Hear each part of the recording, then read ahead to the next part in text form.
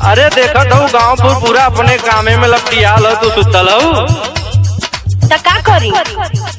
अरे धनवा न कटाई। देखो हम अपने नैहर में कबो कटनी दौनी ना कैले, हमरा के खेते का काम ना आवेला। अरे खेते का काम ना आवेला तो खाए के तो बतवा चाहला। अच्छा तो तू हमार भात निहारेला। सुना, ज्यादा बतियावा मत। सुनावा।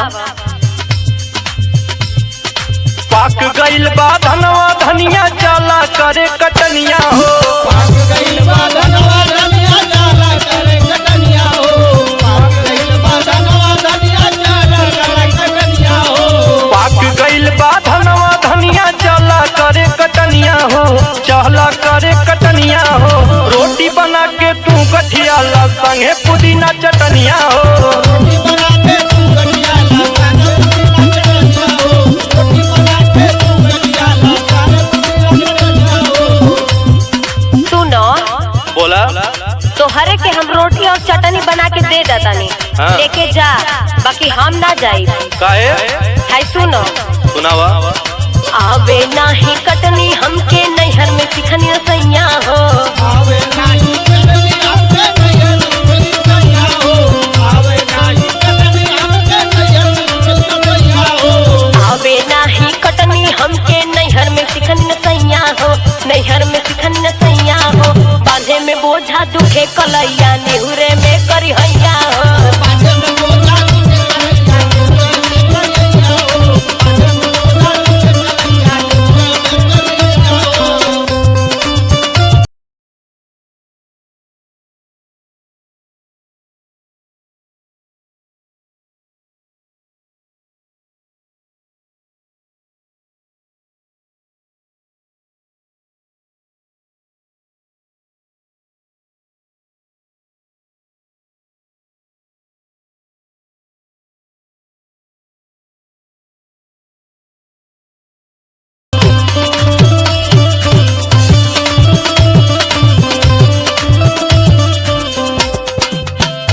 का कहलू है?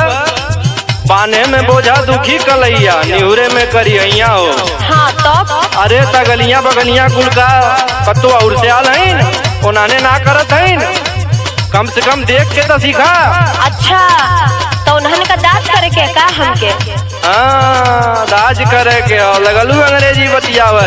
अरे सुना। अंग्रेजी कहाँ बोलत है? रखबू न पाव गोरी खेत खलिहान में।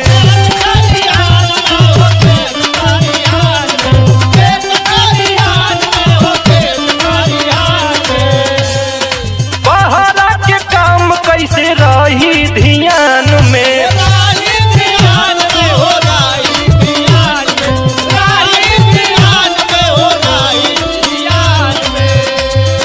रखबू न पाव गोरी खेत खलिहान में। बहरा के काम कैसे रही ध्यान में। बोला सुनो, का सुनावत हो? बोला। नया नया साड़िया में लग जाए दाग हो।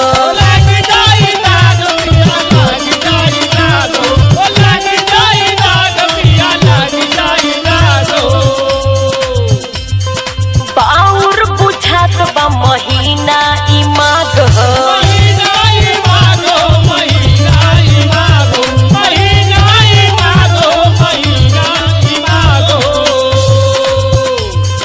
नया नया साड़िया में लग जाई दाग हो। बाउर बुझात बा महीना ई माघ हो। अच्छा, सड़िया में दाग लगी जाई। हाँ। अरे तो सड़िया का टेंशन छोड़ा, हम दूसर ले आई। अच्छा हाँ सुना, सुनावा। तुम्हें तो खाली सड़िया में दाग लग जाई, ई हो जाई, खाली बहाना चाहिए। सुना। हाँ हाँ सुनावा। सुत के घरवा तुरबू पलंगिया मारी ताना जठनिया हो।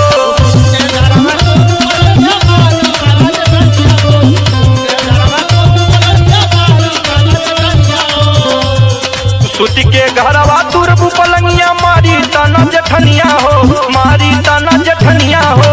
रोटी बना के तू गठिया ला संगे पुदीना चटनिया